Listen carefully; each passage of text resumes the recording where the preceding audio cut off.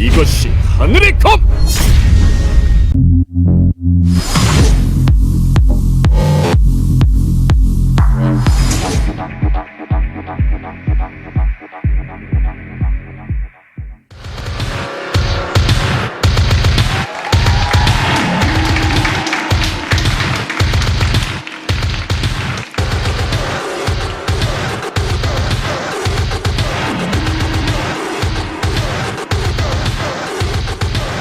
Welcome back, ladies and gentlemen, to day 2 of the KeSPA Cup League of Legends round of 8, coming your way with our final 4 teams in this round of 8. First off, SK Telecom taking on Team MVP, and then immediately following that, it'll be the Rocks Tigers facing off against the Jin Air Green Wings. And if you guys made predictions about the round of 8 ahead of time and didn't get a chance to watch yesterday's games, well, let's just say you might want to rethink things coming into today. Yeah, yesterday was a day of upsets as ESC Ever took down Samsung Galaxy, and then Kangdu Monsters playing very impressive against KT Rolster, knocking both of them out.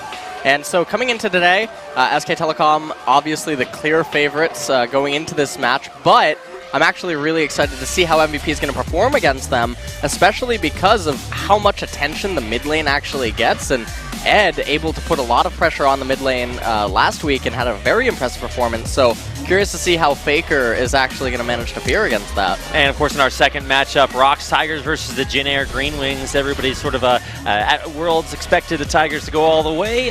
We'll see if Jin Air can stop them in the tracks. Of course, here you can see on your screen SK Telecom T1. Standard lineup starting for them, with the exception of top lane, where Prophet will be back again in the top. So excited to see more of what was a very successful debut. Yeah, Prophet had a absolutely super impressive performance, probably one of the best that you could actually ask for an amateur coming out playing on one of the most prestigious teams in League of Legends currently, and even carrying them in one game. He won the MVP last week as well, and it's going to be a pretty exciting matchup here in the top lane. We're going to see actually if Ed manages to get that Poppy that he had last week, with a pretty impressive performance on that as well. There you can see MVP on your screen, and that's going to do it for our team introduction. So lots to talk about here as we do welcome you to our final day here in Seoul. We're going to have a few days off, and then we'll be headed down to Busan for the grand finals at G-Star. It's going to be at Bexco Auditorium, so if you guys are going to be down there in Busan, we'd love to see you there. And of course, we'd love to see all of these teams here, but that's just not possible, LS. Yep, it's not possible indeed. And I mean, if yesterday is any indication of what could possibly happen, MVP might actually be able to take down Samsung Galaxy, although I think that's probably not super likely.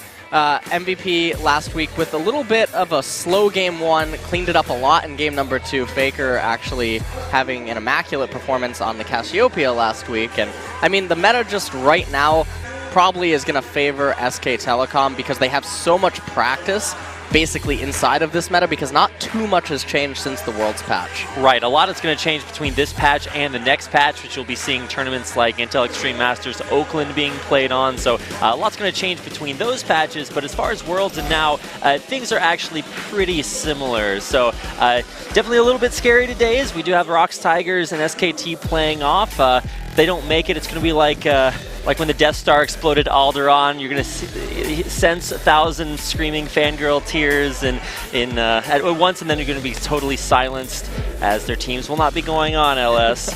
But actually, especially our second matchup, Rocks Tigers versus the Jin Air Green Wings, is going to be very excited. We're going to be seeing Sohwan back up in the top lane, so don't get a chance to see him. He's kind of a little bit like Prophet in that they both like to play very, very aggressive top laners. Prophet, when he was back in like LSPL and Young Glory, used to play a lot of like Gnar Hecarim top lane back when that was a thing. Oh, those blissful patches. But should be excited to see a lot of aggression up in the top lane. We're going to see, at least in our starting matchup, a lot of maybe a jungle mismatch. And that's actually something I wanted to talk with you about a little bit, because while SK Telecom were kind of much maligned for their jungle prowess, it looked great at Worlds, and they're starting with Bengi here today. How do you think he's going to face off against Beyond, who's been one of the star junglers of LCK? Yeah, Beyond is actually one of the junglers that at the very end of the LCK season, I thought moving forward into Season 7, I expected Beyond to actually end up on SK Telecom because he was probably the best jungler in LCK that you could have expected SK Telecom to pick up. What about Peanut? He's so cute! Well, I said expected that you could get. I don't think Peanut would end up on SK Telecom. But nonetheless, Beyond, that'll probably be the biggest discrepancy here tonight, will be Beyond versus Bengi or Blank, depending on who actually is fielded in game number 2 or 3 if we go that far. And Beyond's just an absolute monster. Yeah, pretty incredible. We saw even in MVP's game that they played in the first round of 12, MVP were actually just going across the map, and Beyond was pinging the enemy jungler like every chance he got. So really, really impressive. I think we've seen that in a couple of different series so far. So really, really impressive performance there. And of course, we cannot underestimate the mid lane matchup between Faker and Ian. As far as KDAs go from this past season of LCK, Faker was number 3 in KDA for mid laners, and Ian was number 4, so right up against each other, and should be a really even match. Much like the mid lane matchup we got to see yesterday in Samsung, as they took on not Kongdu Monsters, but this is where my brain blanks out. ESC? ESC ever. Yep. Tempt. So Ian and Tempt actually both the 2 Varus players of LCK Summer. Yeah, they actually have really similar pools. They both play Varus, they both play Vladimir. They both also played Victor, and then if you rewind all the way back to the beginning, they both played a lot of Azir. Yep. I think everybody played a lot of Azir back then too. But Ian, every time that I think of Tempt or Ian, I always think of the other one too, because they're almost so similar in champion pools. And if you look at their solo queue as well, it almost looks like you're looking at the same person. Yeah. So pretty sure it's a little bit of a ditto. Use their names interchangeably here and there every once in a while, but it is Ian playing here today. And the guy you're seeing on your screen there, Prophet, him versus Ed is going to be really cool. Got a chance to read a Slingshot translated FOMOS interview with Ed before their games, and he actually said there's no champion that he thinks is better than Poppy top lane. And even though a lot of people consider maybe Trundle to be a counter because you can ult off all of her defenses, he even says that that's not a game changer, and it definitely depends on the people piloting both champions. So should expect to see a lot of Poppy just because it's very strong, but also from him. And of course, a very strong top laners in and of their own right. Yeah, Poppy definitely one of the most scaling top laner champions available right now. Probably the best scaling top laner, with maybe the exception being Gangplank, but Gangplank's not a very popular pick right now in this meta, although we did get to see him earlier on in this KeSPA Cup. Unfortunately not having the best performance of a Gangplank, but nonetheless, I mean, moving into this match, we don't know if Ed's actually going to get that Poppy pick. We do know that Prophet likes to play Jace, and while Jace is a soft counter to Poppy early on, he does tend to fall off. But Prophet was basically the puppet master in SK Telecom's series, coordinating and orchestrating a lot of very tricky ganks in the 2v2, and that was very impressive to see him display that level of understanding of top lane. Yeah, he had a really big outplay. I'm trying to remember exactly what it was. I believe his Jace knocked Lee Sin back under turret, took him out into 2v1. Pretty impressive performance, and we're about to see if they can pull off another one as we get into champion picks and bans for game number 1. MVP starting out on the blue side, facing off against SK Telecom T1 in the red. Starting off with our initial ban, it's Syndra. No surprise, taking that away from Faker. And Syndra being banned away from Faker, but it is a blue side Syndra ban, and this is something that I've actually talked about before, where it looks a little strange to be banning Syndra on blue side when she is arguably the #1 mid laner right now in the current meta, and so not being able to properly play her or play her at a level where you're comfortable against everything is a little bit strange. SK Telecom, no stranger to having to ban away Nidalee. And it's not like Beyond wouldn't love to play Nidalee. He plays basically every jungler, so pretty standard bans actually coming out from both teams so far. We'll see what the last ban is here in a second. Yep, and nice respect being given to pretty much all of the lanes we really highlighted there. Junglers being highlighted, and then of course top laners being taken away. The mains for both sides being banned by their own teams, so kind of interesting there. Heading into picks and bans with that picks with the Rise as the final ban for SK Telecom. See what they decide to go for here. With Poppy still available, we talked about how popular that pick was just overall, but also ADD highlighted it as one of his favorite champions. So should expect to see that one instead of the Garen pick. But highlighted, hovered over, and it will be locked in. Yep, and so Poppy first pick for MVP, no surprise there. Ed had a super impressive performance on it again last series that MVP played. So now the ball's going to be handed over to SK Telecom, and the Poppy doesn't really give away too much information about MVP's team composition. So SK Telecom right now hovering the Lee Sin and Ashe. That necessarily doesn't give away anything either. Ashe is the current soft counter to Jhin and Caitlyn, so it is probably just a preemptive pick, in which case if Maha elects for either one of those two AD carries, he would be in a little bit of a disadvantageous situation.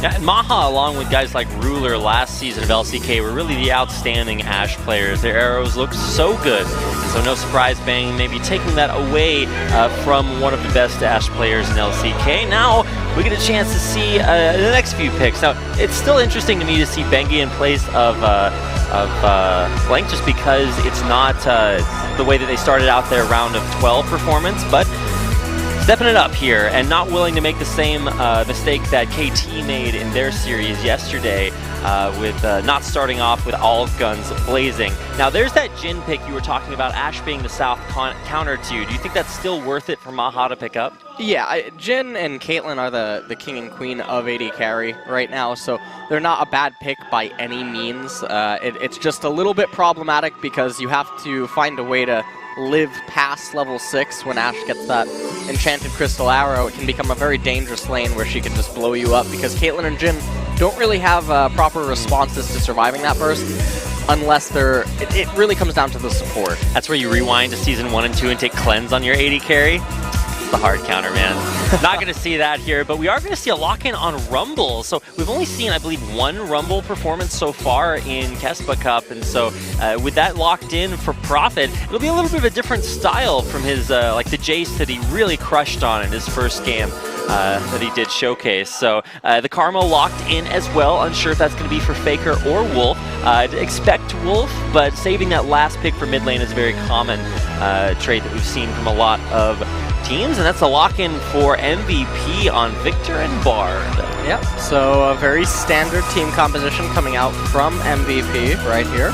They basically have a little bit of everything. They have pick, they have disengage, they have hard damage inside of Jhin and Victor. You can't get much harder than that once you hit 6 items. And SK Telecom, they covering their last pick right now. I'm not quite sure exactly what it will be. It's a Galio, and it is locked in. God! Alrighty then. In an interview before KeSPA Cup, Faker actually said he wanted to pick, highlight, and master a champion that people would recognize as being uniquely his. Is that the Galio? We've seen support greats such as Chowster play support Galio before. I'm rewinding a little bit there. So if Wolf decides to lock that in as support Galio, at least we have some distant precedent. If you want to swap that into mid lane, this is going to be Faker's own pick. The Galio versus Victor. How does that even work, LS? I actually don't know too much about this matchup. I've never seen it. I don't think I've actually ever seen this matchup before. I just assume that Galio gets bullied early on by Victor. But as we can see, Faker electing for the teleport summoner spell. So he's going to have a lot of ways to live during the laning phase. And once he starts stacking magic resistance, Victor's going to have a bad time. Now, the problem for me, though, is that the very beginning of Galio's ultimate, and well, the ultimate in itself is a channel, and Victor's ultimate on cast cancels channels. So it's going to come down to a little bit of a mind game where if Faker pulls the trigger too early, Ian's going to be able to disrupt that. with the Chaos Storm. Well, there is Faker and his Galio pick, along with the rest of SK Telecom T1, facing off against MVP. So get out there on social media, hashtag KeSPA Cup, let everyone know what you're watching. Of course, hashtag SKT win or MVP win to show your support for our teams here today. We are seconds away from one of our last round of 8 matches here at the KeSPA Cup. So let's go ahead and get into game. And the flames get higher.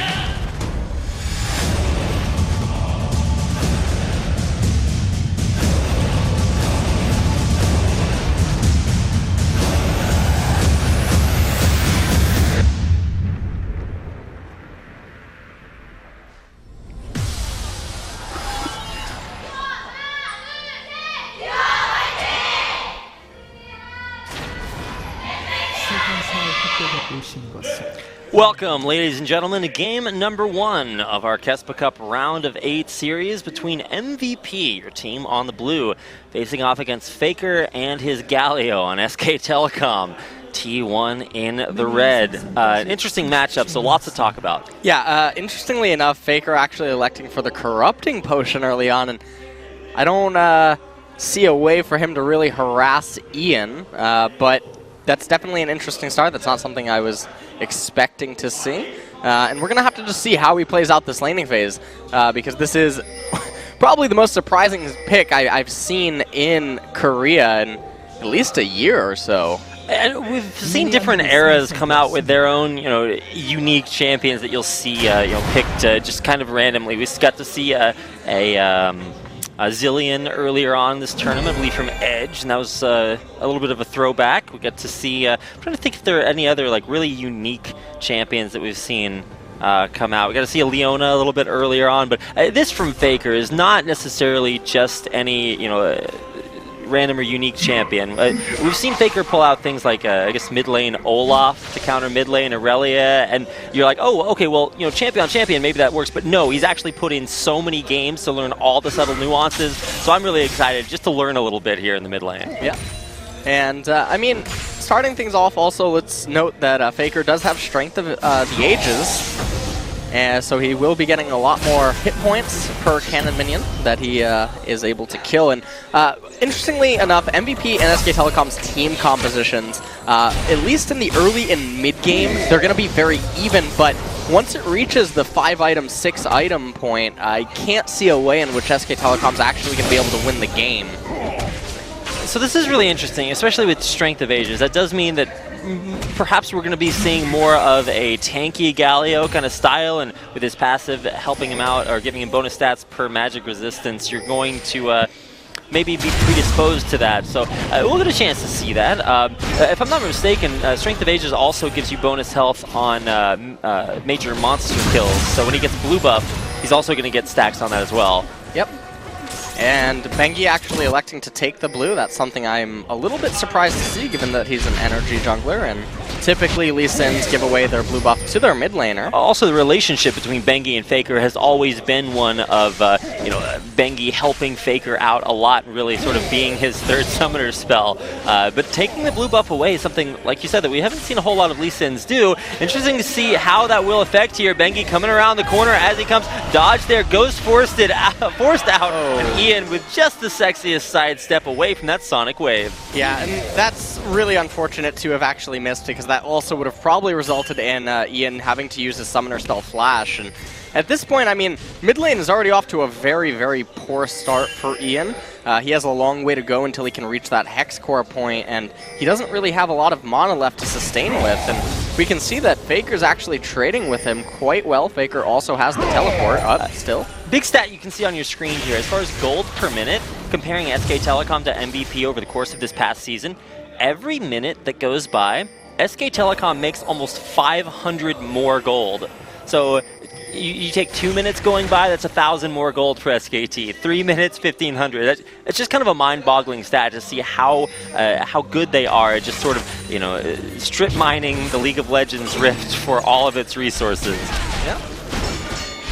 And right now, I mean, SK Telecom off to a little bit of a gold lead. A lot of that, I feel, is coming from the top lane, as we can see that Prophet, already at 4.5 minutes, is up to a 8 CS advantage. That's pretty significant, and we talk about this pretty consistently, how Poppy, along with the rest of really MVP's roster, will scale insanely, but you just have to make sure that you can get out of the relatively weak early game on her. And for Ed, when he says that she's, at least to him, the strongest champion in the top lane, you got to know that he's pretty practiced on doing that. We'll see if he can handle Prophet's new aggression. Yep. And again, Poppy, not a champion that is necessarily judged by her ability to keep up in CS, but rather how far behind she does not fall.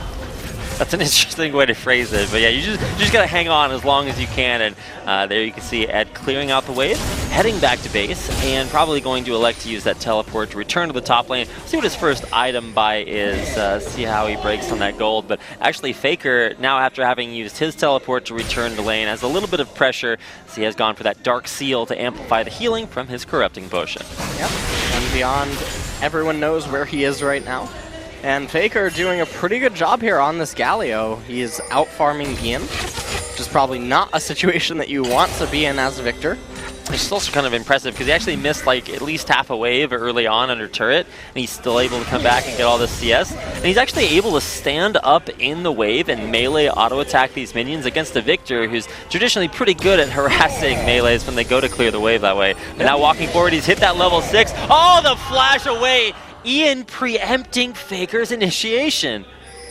Yeah, and that was actually a really good play by Faker, because if he does get the taunt onto Ian there, then certainly Bengi would be able to follow up and knock him down. And these are the type of roams, by the way, coming in right now that I've talked about Ed, where he loves to live in the mid lane, and Bengi is here. Faker, oh my god, even Beyond exactly where he needed to be. You had Beyond actually flash over that tiny little wall to fire his cocoon at a range that would at least force Faker's flash out, and it did. Yep. And now Prophet is going to be the one roaming down, and this is just going to be to keep Ed back a little bit, but I don't think he's going to be able to do too much. Ed getting a little bit lucky there on the buckler as well, bouncing toward him, so Prophet couldn't actually continue the trade. But now it's Prophet's turn to get a little bit adventurous and head down around the mid lane. He has hit level 6, so he does have his equalizer, but with no idle Duran there for Faker, I don't believe there's too much of a combo in Prophet. After harassing the Scuttlecrab, we'll head back to top lane. And now Bengi just getting his red buff, as Blue looks to be handed off over to Ian, as he definitely needs to stay in this lane a little bit longer to get that. Oh no, Blue cannot reset. All right. Okay. Wow. That would have been a little bit close. And then you see that awkward moment where they realize it's resetting. They desperately try to dish out as much damage as they can, but it's just not enough. In the end, blue buff does still go over to Ian, who I guess is in a decent spot in the mid lane, but was forced to go double Dorans early instead of really that optimal Victor build path with the Hex Core upgrade. Right, and right now, we're not seeing a lot of action out of either jungler. You see Bengi recalling again after completing his left side jungle, and Beyond and Bengi not really doing too much. We did see a little bit of activity in the mid lane, but for the most part, the onus is on Bengi to actually make something happen, because MVP is the scaling team composition. So while Beyond obviously would like to find kills sometimes, it's not necessarily something that is necessary for them to advance forward in this game. Oh, going into Wolf, actually getting a decent amount of harass. Maha's movement on that Jhin has actually been so cool to watch, able to avoid all the ranged harass that Bang and Wolf, as that very poke-heavy bottom lane, can throw out. Yeah, and here's that level 6 timing by Bang. You have to be a little careful right now. And it looks like the lane will reset, and Beyond recalling, so probably everyone going to play a little bit safe right now.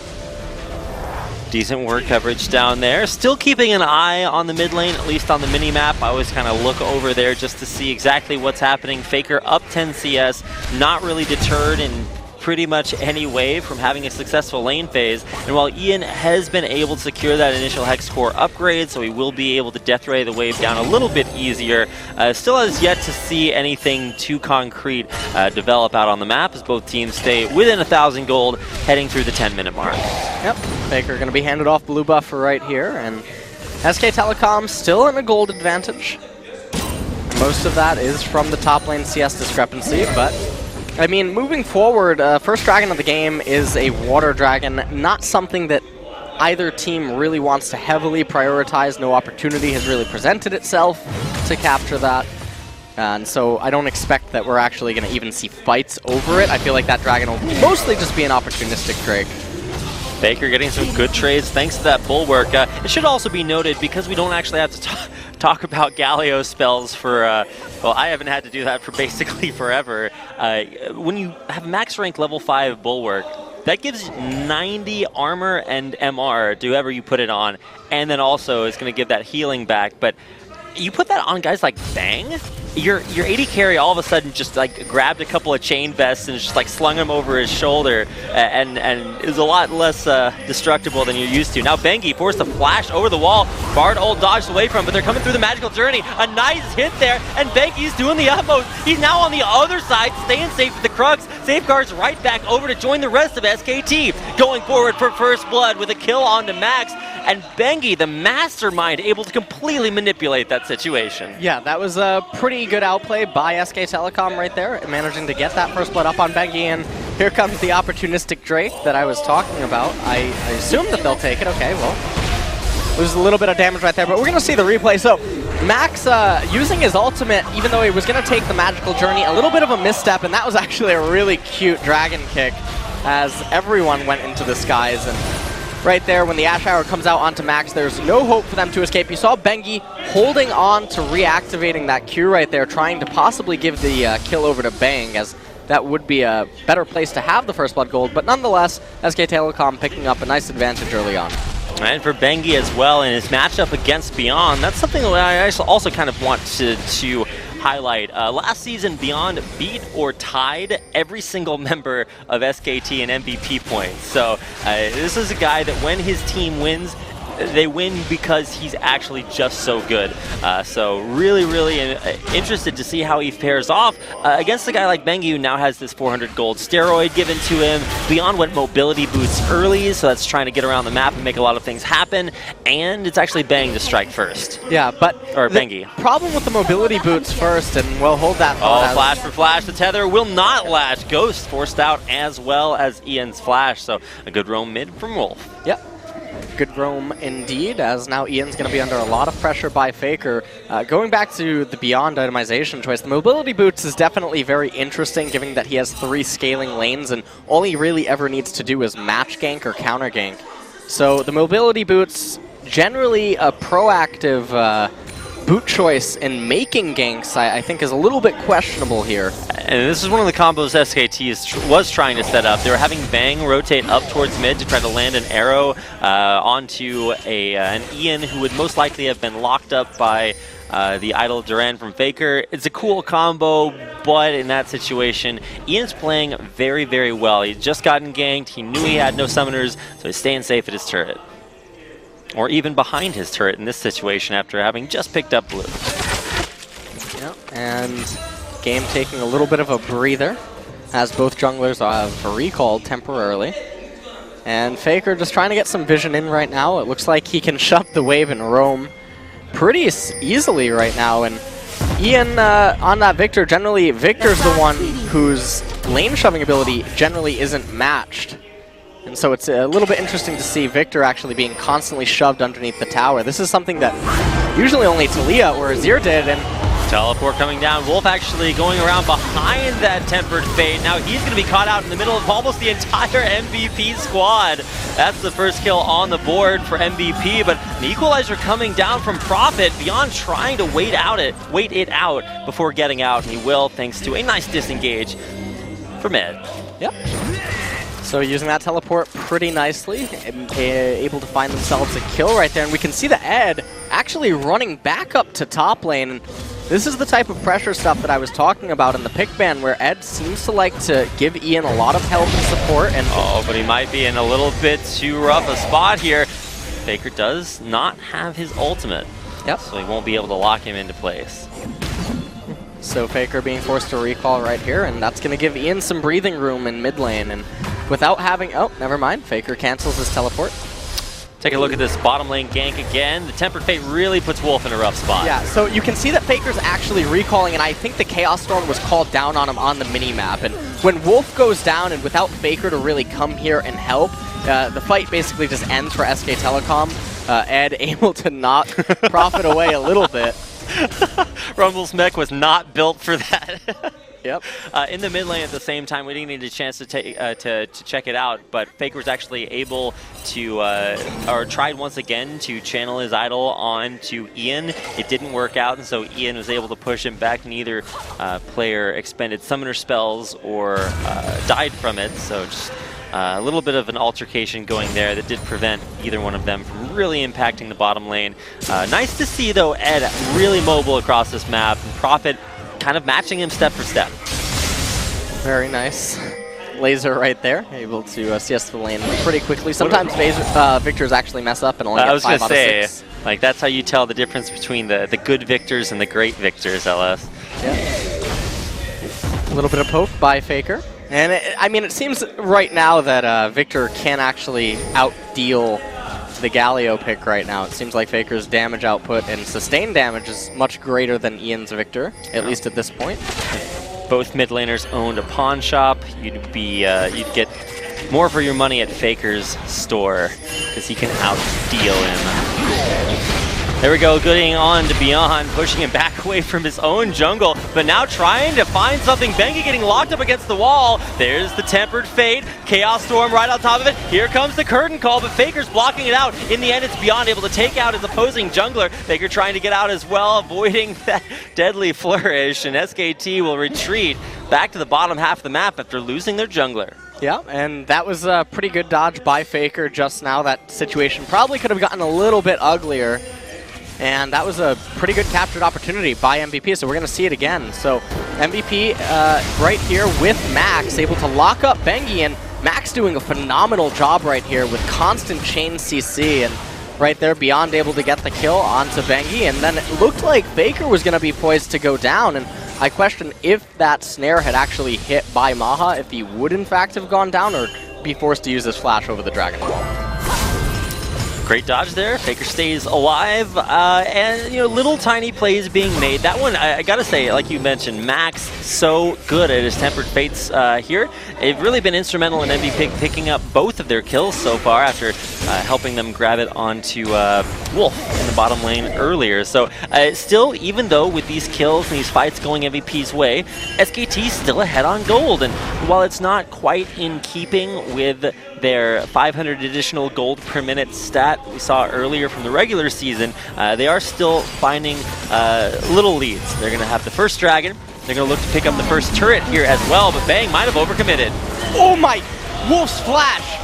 That's insane. And he is able to block pretty much everything from getting onto Bang, who will turn around, throw an arrow, but it will be repelled away from. In the end, it's actually going to be Wolf that does fall. Can they chase on for more? Ed going deep. There's going to be that deadly flourish. They'll catch one. There's going to be another double knockup, and Ed's just doing the utmost. Max coming around the corner. Bengi trying to run for his life. He's sticking down. There's the laser from Ian to crush him, to take a 3-for-0 exchange. And you have to wonder right here, where was Prophet or where was Faker running dual teleport? It's very uncharacteristic to see your team falling to very extended trades like this. And look at that flash from Roll right at the very beginning to keep Bang alive. That was a pretty big hero play. Even though he goes down in the end, you're really going to hand it to him because that reaction speed was so quick. And unfortunately for them, the curtain call came out at the end, and it gave Ed the ability to get onto both of the members of SK Telecom. And at this point, when Ian arrived, it was too little too late for Bengi to try to manage to continue to escape. And they did get a tower out of this, SK Telecom, but MVP looking so good right now in this game. Oh my god. In the mid lane, meanwhile, while all that was going on, Faker was able to force out Ian's flash by getting right on top of him underneath turret when he was very low. So that might have been why Faker was not teleporting down there. And for Prophet, that's the big mystery for me. When you see your opposing top laner channel his teleport, you got to look for a good opportunity to turn that around, and so many ones for Prophet to take that he just didn't. So in the end, it's still a good play from MVP, but look at what SKT are doing off the back of that. They're snowballing this into objective leads even after losing a fight, taking that mid lane turret, arrow onto Max immediately. He's going to get caught there by the idol, and Bengi gets right on top of him. There's a lot of damage coming in from Ian. It's actually going to be Bengi going down. Yeah, so they trade Bengi for Max right there, and that I don't think is going to be the best of trades that you would want. Prophet and Ed having a little bit of a skirmish up there in top lane. Prophet also looks like he was able to steal away the blue buff, and that's very painful when you're a Victor player. So SK Telecom, they hold a temporary gold advantage, and it's inside of those towers right now. Let's go take a replay on this fight. Max getting caught out, but just barely snagged by Faker's ult. Yeah, so Ian, the problem there was that Ian actually also got caught up inside of the taunt. Otherwise, he's able to cast that Chaos Storm as soon as Faker begins his channel, and it cancels it, because that is one of the lesser-known passives of Victor's ultimate. Yeah, a lot of champions that used to have silences got interrupts instead. Guys like Kassadin on the Null Spheres, so same thing for Chaos Storm here. Going to interrupt that, and an interaction that I have no idea in what other situation we'd be able to really get a chance to see that, but good thing that we can reference that here. Faker 1-0, so I'm not sure if this is counted as a success, but I'm actually really most interested in, once we get to that 30-35 minute mark when the worth of champions is really well established, is this the pick that you can do something with that? And maybe talk a little bit about what Galio offers team comps in this meta that maybe other mid laners don't.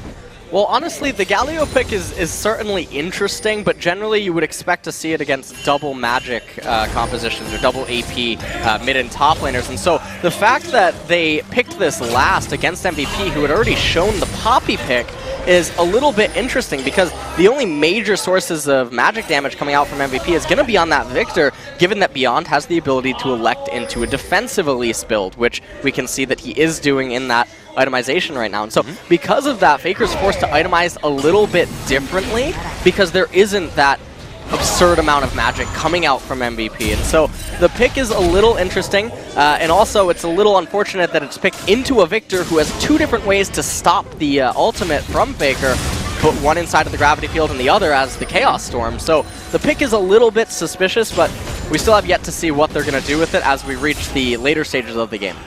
And it should be noted, kind of an interesting build here for Faker on his Galio, Spirit Visage and Rod of Ages along with Mercury Treads. A lot of times you used to go things like Abyssal Scepter or, well, way back in the day it was Athenes, but that has been sufficiently changed. So why do you think he's opted to not go Abyssal? Is it just because he's not dealing with such a heavy magic damage team? I feel like that is probably one of the reasons. An alternative also could have possibly even been a Banner of Command if there was a double magic team in addition to the magic damage jungler. But I feel like his itemization choice is probably the best given the situation that he's in. He certainly does want a lot of hit points, and he doesn't need too much magic resistance, given that the Bulwark will obviously aid in some of that, and really the only source of big damage will come out of Ian. And when you consider that, along with the strength of Aegis Mastery, Faker is actually just going to be insanely tanky. But oh, Prophet, oh, there's a flash in to flash the opposite direction. He knows he's got a teleport coming in, but can he hang on for long enough? Prophet, though, does still have that equalizer, knock away that does affect Prophet a lot. He's trying to make his desperate escape with the second cocoon. It does the charm. It's Ed to take him out in the end. Yeah, and that was pretty unfortunate by SK Telecom, and Ed is actually so good at just denying teleports or attempts to come into fights by Rise opponents. ults, just about everything. You can't get in there if Ed's got his Poppy on lock. Now, Faker also did commit his teleport down to the bottom lane. He's going to get in there, lock up Ian, but there's exactly what you mentioned. A Bardol into a gravity field, into all this damage coming out from Ian, and while Faker is, in fact, ridiculously tanky, can SKT survive and escape alive? And it looks like they can, unless Ed has something to say about it. Slowed out there by Wolf Soul Flare, but in the end, everyone's surviving from SK Telecom, with the exception of Prophet from earlier. And I feel like we just actually got a little bit of a glimpse of what is to come the longer this game goes on. Ian and Maha don't have the damage yet. They're not those super just threatening damage dealers that we know Jhin and Victor are capable of doing. And hold that thought as we take a quick look at the replay down here. So I feel like Beyond actually missing the cocoon is why Faker channeled his teleport, and that was actually a pretty big, even better win for MVP, as they were able to pick up Prophet in the extended trade and get the teleport away from Faker. But going back to the fight that then take place after this, SK Telecom doesn't actually have a proper way of combating MVP's team composition. Yeah, it turns out Galio is a little bit less effective when you just can't use your ultimate pretty much at all. Lots of ways to cancel that, like you just saw in that last fight. Now, afterwards, in the aftermath, SK Telecom was able to pick up their second Ocean Drake, and now they've decided to swap their lanes up a little bit. They've got Faker up in the top lane, 1v1 versus Ed, and the rest of SKT going to group around mid. What do you think is behind this different rotation? Well, at this point of the game, MVP definitely wants to keep their bottom lane in mid. There's no turrets remaining in the bottom half of the map. And obviously Jhin being in the mid lane is going to be most beneficial to anyone who tries to go top or bottom, because you can just sort of move Jhin into the river to start casting that curtain call. So it's going to be the best lane to have Jhin in. All that's happening right now is both teams are basically just posturing, waiting for a few more items to be picked up by both sides, and then we'll start seeing team fights actually break out as Baron is on the map, and it's a very real possibility for both of these teams. So Faker goes top, clears a wave, runs back to mid. Then he sort of swaps with Prophet, who goes top, clears a wave, and now he's back to mid. In the meantime, MVP sent Ian on his Victor up there, shove it right back. So that's going to freeze up top, and now it's SKT sending yet a third champion up to the top lane to grab a wave. What's with that rotation? Well, Prophet's the only one that currently has teleport still remaining. So any sort of split push or side lane, you definitely want Prophet to be in it until Faker has his teleport up. At some point in the game, though, SK Telecom will actually have the gear that they can activate in a 1-3-1 because of that dual teleport. But while Faker still has his teleport up on cooldown, that's not something that you can really make use of right now. All right. So Prophet and Ed, both with their teleports available, head towards the bottom half of the map. But now you can actually see Ed running forward. Arrow hits onto Max. He's immediately going to QSS his way out of that and get back to a good position. Ed very tanky, but he's actually going to try to knock somebody away. Doesn't get it. Now he's beset by Bengi over the wall. There's a gravity field in the back lines, but it's not really going to lock anyone up just yet. And SKT push MVP back. MVP do survive successfully, though. Yep. MVP do manage to live right there. They didn't have Ian for that fight, so that could definitely get a little bit scary. Any fight without Ian is so much more dangerous. Keeping an eye on there. Lots of CC on a Faker. He will get locked up. Does still have that idol of Duran if he wants to turn it on. There's the Chaos Storm and putting out the damage. Trying to push SKT back. Look at that Bulwark just heal him back up. I'm pretty sure he finished that fight higher health than he began it. So it was a little bit difficult to say. So all that to say, Faker pretty darn strong at this point, only looking to get stronger. What do you think that needlessly large rod is going into? I'm not entirely sure what that needlessly large is. He might just actually be looking for straight up damage going into a death cap, because he has had it for a little while now. The only other option, I guess, is going to be... Oh, catch onto Wolf, who's dropping incredibly low, still alive just barely somehow, and Wolf's going to walk out. That's that Karma survivability, flashing away from Ed, and he will survive somehow. Beyond and Max the casualties, though, and it looks like maybe Ed might still go down. There's the idol Duran, locking him back in. Not what he wanted to worship, and it's a 3-for-0 in SKT's favor. Yeah, and that's probably going to be Baron going over to SK Telecom, and this is a very unfortunate turn of events for MVP, as SKT making use of their ability to pick people off, and MVP need to be together. They can't ever actually win 4v4s or 4v5s, 3v3s, etc. They need straight-on 5v5s. They will never win a fight that's not a 5 versus 5. Well, let's watch how on earth does Wolf survive here. So the heal coming out from Bang gives Wolf the ability to basically manage to get away by the skin of his teeth, and at that point, Ed not able to find any way into the back of the team and getting slowed up and eventually taunted by Faker means that he goes down as well, and you can't fight like this if you're MVP. Absolutely. Also want to point out, SK Telecom perfectly using Faker's Righteous Gust to all sort of funnel in behind him and get that sort of headwind passive to have that extra movement speed, keep up, catch out ADD or Ed, and take him out in the end. So really incredible. And what champion has the highest KDA in the game right now, LS? It's going to be Galio. I guess it's Galio indeed. Oh boy. All right. Jhin. Okay, well. Jhin. Curses. Tried to trick me foiled there. again. Yeah.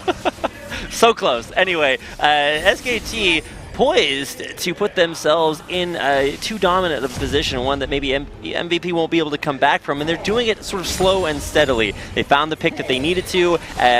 In the last fight, actually, Wolf was the one that got picked, and that was exactly what SKT were able to turn around. Now Faker walking forward, way too tanky for MVP to deal with really at this point, although barely catching Bang there with a Tempered Fate, and here comes Edge to really knock that SKT carry away. Will we be able to see anybody go down? Faker actually dropping the idol, catching multiple members of MVP and totally turning the fight around. Ed goes in, but he's gonna go down. Faker flashing out immediately to stay alive. Prophet taking up that turret, he's gonna stay alive just barely at the end with a Zanya's Hourglass.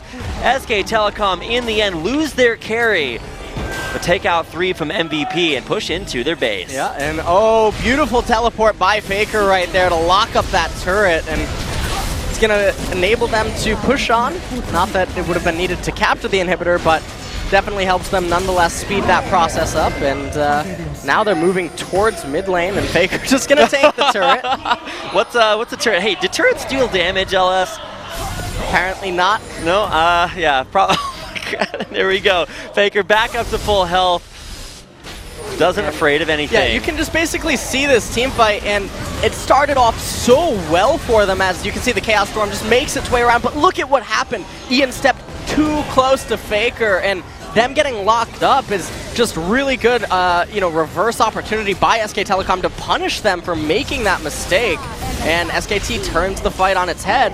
It was looking really bad for SK Telecom. I want to point out the only reason that Bang died in that fight is because Max landed the hardest to hit Cosmic Binding that caught him right before he was able to get out of there.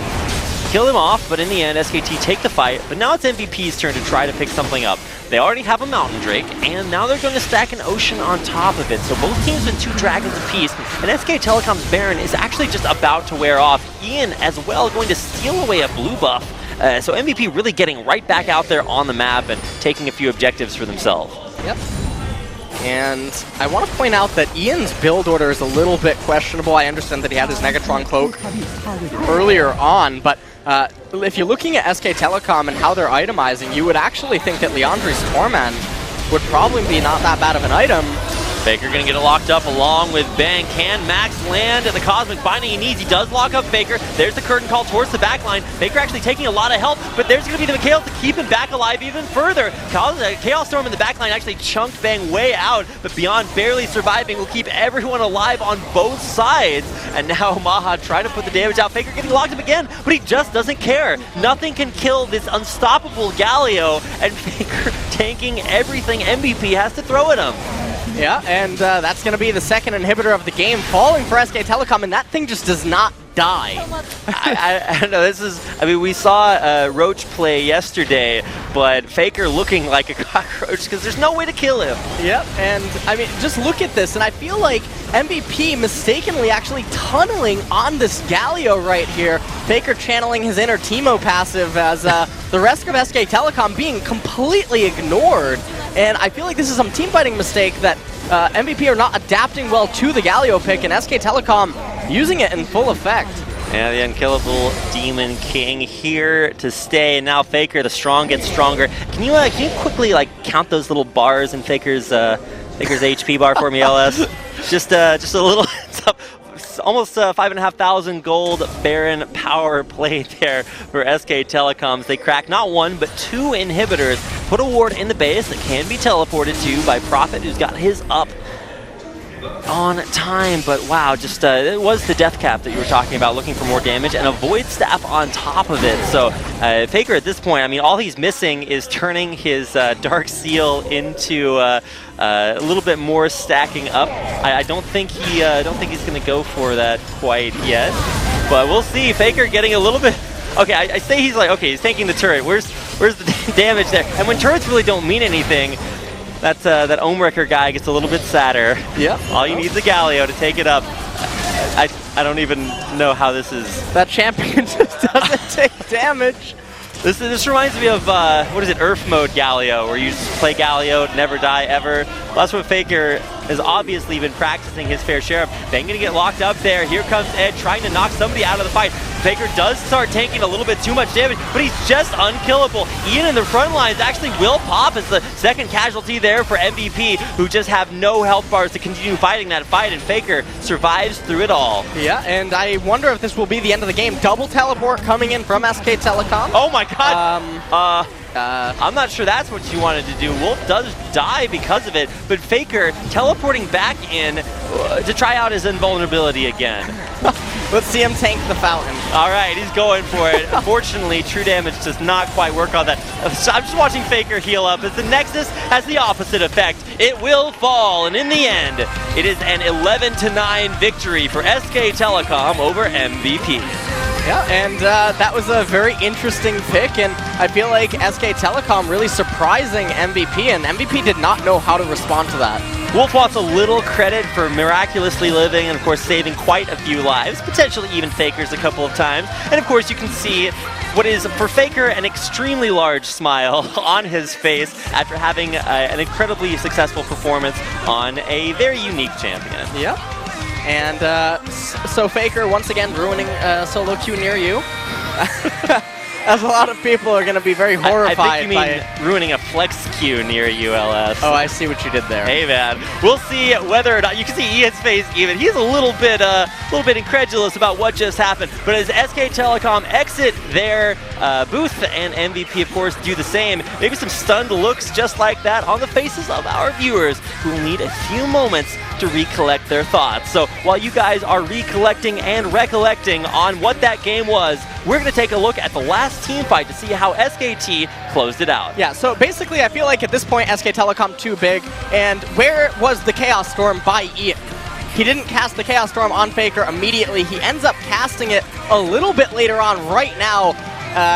Any later, and I don't know what else you could ask for at that point. And SK Telecom, they are so tanky from the Karma Shields, from the Bulwark, and they just walk through the base at this point, and MVP were really on a clock to make something happen as their top and bottom waves were collapsing on the Nexus turrets. Well, that's going to do it for our recap of game number 1. And with some back rubs and motivational words, we'll see if MVP can get themselves back into what is a best-of-3 series. We'll be right back with game number 2 right after that, so don't go anywhere.